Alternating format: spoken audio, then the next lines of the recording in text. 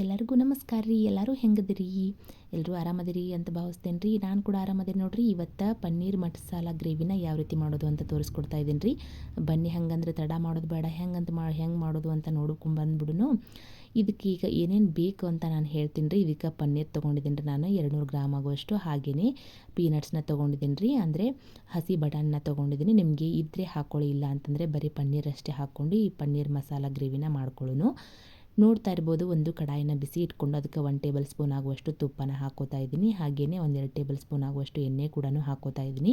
ನೀವು ಎಣ್ಣೆ ಬೇಡ ಅನ್ನೋರು ಬರೀ ತುಪ್ಪದಲ್ಲೇ ನೀವು ಎಲ್ಲ ಇಂಗ್ರೀಡಿಯೆಂಟ್ಸ್ನ ಫ್ರೈ ಮಾಡ್ಕೋಬೇಕಾಗತ್ತೆ. ಅಥವಾ ತುಪ್ಪ ಇಲ್ಲ ಅನ್ನೋರು ಈ ಎಣ್ಣೆ ಕೂಡ ಹಾಕ್ಕೊಂಡು ಫ್ರೈ ಮಾಡ್ಕೋಬೋದು. ತುಪ್ಪ ಹಾಕಿದರೆ ಒಂದು ಸ್ವಲ್ಪ ಟೇಸ್ಟು ಚೆನ್ನಾಗಿರುತ್ತೆ ಅನ್ನೋದಕ್ಕೋಸ್ಕರ ತುಪ್ಪ ಮತ್ತು ಎಣ್ಣೆನ ಎರಡನ್ನೂ ಮಿಕ್ಸ್ ಮಾಡಿ ಹಾಕೋತಾ ಇದ್ದೀನಿ. ಹಾಗೆಯೇ ನಾನು ಇದಕ್ಕೆ 2 ಚಕ್ಕೆ, 3 ಲವಂಗ, 1 ನಕ್ಷತ್ರದ ಸೇರಿಸ್ಕೊತಾ ಇದ್ದೀನಿ. ಅದಾದ ನಂತರ ಇದಕ್ಕೆ 1 ಪಲಾವ್ ಎಲೆನ ಸೇರಿಸ್ಕೊತಾ ಇದ್ದೀನಿ. ಒಂದು ಅರ್ಧ ಟೇಬಲ್ ಸ್ಪೂನ್ ಆಗುವಷ್ಟು ಸೋಂಪು ಕಾಳನ್ನು ಕೂಡ ಸೇರಿಸ್ಕೊತಾ ಇದ್ದೀನಿ. ಸೋಂಪು ಕಾಳು ಹಾಕೋದ್ರಿಂದ ಒಂದು ಒಳ್ಳೆ ಘಮ ಬರುತ್ತೆ, ಅದಕ್ಕೋಸ್ಕರ ಇದನ್ನೆಲ್ಲದನ್ನು ಹಾಕಿ ಮಿಕ್ಸ್ ಮಾಡ್ಕೊಂಡಿದ್ದಾದ ನಂತರ ನಾನು 1 ಇಂಚಿನಷ್ಟು ಶುಂಠಿನ ಹಾಕೋತಾ ಇದ್ದೀನಿ. 5-6 ಬೆಳ್ಳುಳ್ಳಿನ ಸಿಪ್ಪೆ ತೆಗೆದು ಹಾಕೋತಾ ಇದ್ದೀನಿ.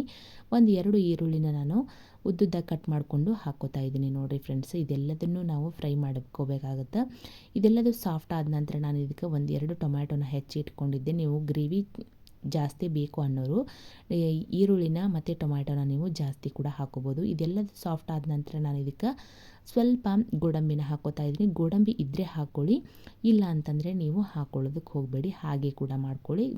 ಗ್ರೇವಿ ತುಂಬ ಚೆನ್ನಾಗಿರುತ್ತೆ. ಇದನ್ನು ನಾವು ಮಿಕ್ಸ್ ಆದ ನಂತರ ನಾವು ಅಂದರೆ ಎಣ್ಣೆ ಒಳಗೆ ಫ್ರೈ ಮಾಡ್ಕೊಂಡಾದ ನಂತರ ಇದನ್ನು ನಾವು ಒಂದು ಸ್ವಲ್ಪ ಮಿಕ್ಸಿ ಮಾಡ್ಕೊಂಡು ಬರೋಣ್ರಿ. ಇದಕ್ಕೆ ನೀರೇನು ಹಾಕಕ್ಕೆ ಹೋಗಬೇಡ್ರಿ, ಹಾಗೆ ಮಿಕ್ಸಿ ಮಾಡಿರಿ. ನೀರು ಬೇಕಿತ್ತು ಅಂತಂದರೆ ಸ್ವಲ್ಪನೇ ಹಾಕಿ ಮಿಕ್ಸಿ ಮಾಡ್ಕೊಳ್ಳಿ. ಮಿಕ್ಸಿ ಮಾಡ್ಕೊಂಡಿದ್ದಾದ ನಂತರ ನಾನಿಲ್ಲಿ ಒಂದು ಕಡಾಯಿಗೆ ಎಣ್ಣೆನ ಹಾಕ್ಕೊಂಡಿದ್ದೀನಿ ರೀ. ಎಣ್ಣೆ ಚೆನ್ನಾಗಿ ಕಾದ ನಂತರ ಪನ್ನೀರನ್ನು ನಾನು ಕಟ್ ಮಾಡಿ ಇಟ್ಕೊಂಡಿದ್ನಲ್ವ, 200 ಗ್ರಾಮ್ ಆಗೋಷ್ಟು ಪನ್ನೀರನ್ನ ತೊಗೊಂಡಿದ್ದೀನಿ. ಅದನ್ನು ನಾನು ಎಣ್ಣೆ ಒಳಗೆ ಹಾಕ್ಕೊಂಡು ಫ್ರೈ ಮಾಡ್ಕೊಳಕತ್ತಿದ್ದೀನಿ. ಎಣ್ಣೆ ಒಳಗೆ ಹಾಕ್ಕೊಂಡು ಫ್ರೈ ಮಾಡೋದ್ರಿಂದ ಒಂದು ಟೇಸ್ಟ್ ಬರುತ್ತೆ ಅನ್ನೋದಕ್ಕೋಸ್ಕರ ಹಾಕ್ಕೊಂಡಿದ್ದೀನಿ. ಇದನ್ನೆಲ್ಲದನ್ನು ಫ್ರೈ ಮಾಡಬೇಕು. ಇದನ್ನೆಲ್ಲದನ್ನು ಫ್ರೈ ಆದ ನಂತರ ನಾವು ಇದನ್ನು ಒಂದು ತಾಟಿಗೆ ತಕ್ಕೊಂಡ್ಬಿಡೋಣ್ರಿ, ಅಂದರೆ ಒಂದು ಬೌಲ್ಗೆ ತಗೊಂಡಿಟ್ಕೊಂಡು ಇದಕ್ಕೆ ಉಳಿದಿರುವಂಥ ಇಂಗ್ರೀಡಿಯೆಂಟ್ಸ್ನ ಹಾಕ್ಕೊಳ್ಳೋಣ್ರಿ. ಅಂದರೆ ಇದಕ್ಕೆ ಪನ್ನೀರ್ಗೆ ಮಸಾಲೆಗೆ ನಾವು ಒಂದು ಒಗ್ಗರಣೆ ಕೊಡೋಣ. ಇವಾಗ ಇದಕ್ಕೆ 1 ಪಲಾವ್ ಎಲೆ ಹಾಕ್ಕೋತಾ ಇದ್ದೀನಿ. ಹಾಗೆಯೇ ಸಣ್ಣದಾಗಿ ಕಟ್ ಮಾಡಿಟ್ಟಿರುವಂತಹ 1 ಈರುಳ್ಳಿನ ತೊಗೊಂಡು ಸಣ್ಣದಾಗಿ ಕಟ್ ಮಾಡಿ ಇಟ್ಕೊಂಡಿದ್ದೆ, ಅದನ್ನು ಕೂಡ ಹಾಕ್ಕೋತಾ ಇದ್ದೀನಿ ರೀ ನಾನು ಇದಕ್ಕೆ. ಇದನ್ನು ಸ್ವಲ್ಪ ಸಾಫ್ಟ್ ಆಗುವವರೆಗೂ ನಾವು ಮಿಕ್ಸ್ ಮಾಡ್ಕೋತಾ ಇದ್ದೀನಿ ರೀ. ಅದಾದ ನಂತರ ನಾನು ಇದಕ್ಕೆ ಒಂದು ಅರ್ಧ ಟೇಬಲ್ ಸ್ಪೂನ್ ಆಗುವಷ್ಟು ಅರಿಶಿನ ಹಾಕ್ಕೋತಾ ಇದ್ದೀನಿ. ಹಾಗೆಯೇ ಖಾರದ ಪುಡಿ ಹಾಕ್ಕೋತಾ ಇದ್ದೀನಿ ರೀ. 1 ಟೇಬಲ್ ಸ್ಪೂನ್ ಆಗುವಷ್ಟು ಹಾಕ್ಕೋತಾ ಇದ್ದೀನಿ ನಾನು ಖಾರದ ಪುಡಿನ. ನೀವು ಜಾಸ್ತಿ ಬೇಕಂದರೆ ಜಾಸ್ತಿ ಕೂಡ ಹಾಕೋಬೋದು, ಅಥವಾ ನಿಮಗೆ ಖಾರ ಜಾಸ್ತಿ ಅನಿಸೋದಾದರೆ ನೀವು ಸ್ವಲ್ಪ ಕಡಿಮೆ ಕೂಡ ಹಾಕೋಬೋದು. ಇದರಲ್ಲೇ ನೀವು ಒಂದು 2-3 ಹಸಿರು ಮೆಣಸಿನ್ಕಾಯಿನ ಉದ್ದುದ್ದ ಕಟ್ ಮಾಡಿಕೊಂಡು ಹಾಕೋಬೋದು. ನಾನಿಲ್ಲಿ ಹಾಕ್ಕೊಂಡಿಲ್ಲ, ನೀವು ಬೇಕಿದ್ದರೆ ಹಾಕ್ಕೊಳ್ಳಿ. ಒಂದು ಅರ್ಧ ಟೇಬಲ್ ಸ್ಪೂನ್ ಆಗುವಷ್ಟು ಗರಂ ಮಸಾಲ, ಹಾಗೆಯೇ ಧನಿಯಾ ಪೌಡರ್ನ ಹಾಕ್ಕೋತಾ ಇದ್ದೀನಿ. 2 ಟೇಬಲ್ ಸ್ಪೂನ್ ಆಗುವಷ್ಟು ಧನಿಯಾ ಪೌಡರ್ನ ಹಾಕ್ಕೊಂಡು ಚೆನ್ನಾಗಿ ಮಿಕ್ಸ್ ಮಾಡ್ಕೋತಾ ಇದ್ದೀನಿ. ಇದೆಲ್ಲದನ್ನು ಚೆನ್ನಾಗಿ ಮಿಕ್ಸ್ ಮಾಡಿದಾದ ನಂತರ ನಾನು ರುಬ್ಬಿಟ್ಟಿರುವಂತಹ ಮಸಾಲನೂ ಕೂಡ ಸೇರಿಸಿ ಮಿಕ್ಸ್ ಮಾಡ್ಕೋತೇನೆ ರೀ ಎಣ್ಣೆ ಒಳಗೆ, ಮತ್ತೆ ಫ್ರೈ ಮಾಡ್ಕೋತಾ ಇದ್ದೀನಿ ನಾನು. ಈ ಮಿಕ್ಸಿ ಜಾರ್ನಲ್ಲಿ ಹತ್ತಿರುವಂಥದ್ದನ್ನು ನೀವು ಸ್ವಲ್ಪ ನೀರು ಹಾಕ್ಕೊಂಡು ಇದಕ್ಕೆ ಮತ್ತೆ ಸೇರಿಸ್ಕೋಬೇಕಾಗತ್ತೆ. ಹಾಗೆಯೇ ಇಡೀ ಮಿಕ್ಸಿ ಜಾರ್ನ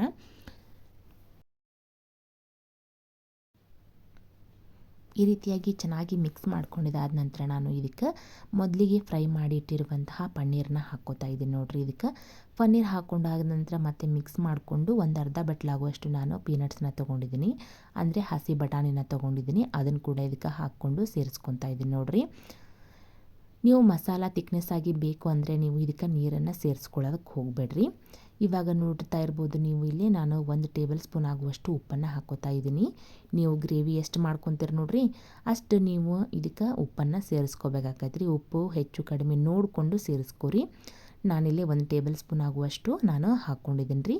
ಇದಕ್ಕೆ ನಾನೀಗ ಪನ್ನೀರನ್ನ ಸೇರಿಸ್ಕೊತೀನಿ. ನೋಡಿರಿ, ಇದಿಷ್ಟು ಚೆನ್ನಾಗಿ ಕುದೀತಾ ಇದೆ ಅಲ್ವಾ, ಇದು ಎಣ್ಣೆ ಬಿಟ್ಕೊಳ್ಳುತ್ತೆ. ಸ್ವಲ್ಪ ಚೆನ್ನಾಗಿ ಕುದಿ ಬರಬೇಕು, ಅಂದ್ರೇ ಟೇಸ್ಟ್ ಆಗುತ್ತೆ ಗ್ರೇವಿ.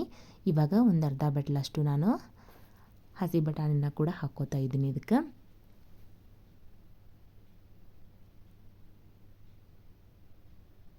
ಮನೆ ಒಳಗೆ ಯಾವ್ಯಾವ ಇಂಗ್ರೀಡಿಯೆಂಟ್ಸ್ ಇರ್ತಾವೆ ನೋಡಿರಿ, ಅವನ್ನ ಬಳಸ್ಕೊಂಡು ನೀವು ರುಚಿಕರವಾಗಿರುವಂತಹ ಈ ಥರ ಗ್ರೇವಿನ ಮಾಡ್ಕೋಬೋದು. ನೋಡಿರಿ, ಪನ್ನೀರ್ ಇಲ್ಲ ಅಂದರೂ ಕೂಡ ನೀವು ಈ ಥರ ಗ್ರೇವಿ ಕೂಡ ಬಟಾಣಿ ಇದ್ರೂ ಕೂಡ ಮಾಡ್ಕೋಬೋದು, ಅಥವಾ ಪನ್ನೀರ್ ಅಷ್ಟೇ ಕೂಡ ನೀವು ಮಾಡ್ಕೋಬೋದು.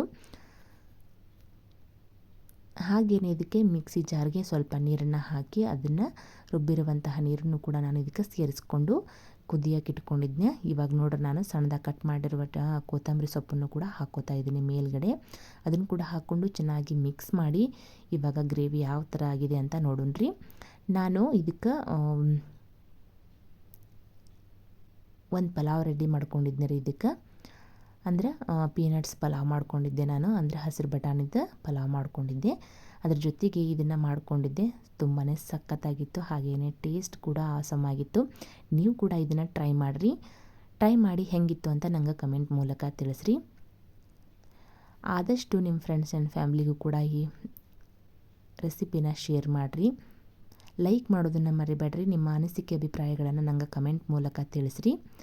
ಮತ್ತೊಂದು ಹೊಸ ವಿಡಿಯೋದೊಂದಿಗೆ ನಾನು ನಿಮ್ಮನ್ನು ಸಿಗ್ತೀನಂತ್ರಿ. ಮತ್ತು ಅಲ್ಲಿವರೆಗೂ ಎಲ್ರಿಗೂ ನಮಸ್ಕಾರ ರೀ. Thank you for watching. ಹಂಗನ ಯಾರೆಲ್ಲ ಹೊಸದಾಗಿ ನನ್ನ ಚಾನಲ್ ನೋಡಕತ್ತೀರಿ ನೋಡ್ರಿ, ಒಂದು ಸಬ್ಸ್ಕ್ರೈಬ್ ಮಾಡ್ಕೊಂಡು ನೋಡ್ಕೊಳ್ಳಿ. ಪಕ್ಕದಲ್ಲಿರುವಂತಹ ಬೆಲ್ಲೈಕನನ್ನು ಕೂಡ ಕ್ಲಿಕ್ ಮಾಡಿರಿ. ಮುಂಬರುವ ಹೊಸ ವಿಡಿಯೋಗಳ ನೋಟಿಫಿಕೇಷನ್ ನಿಮ್ಗೆ ಬರ್ತಾವ್ರಿ. ಫಸ್ಟ್ ಮೊದಲಿಗೆ ನೀವೇ ಕೂಡ ನೋಡ್ಕೋಬೋದು ನನ್ನ ವಿಡಿಯೋನ.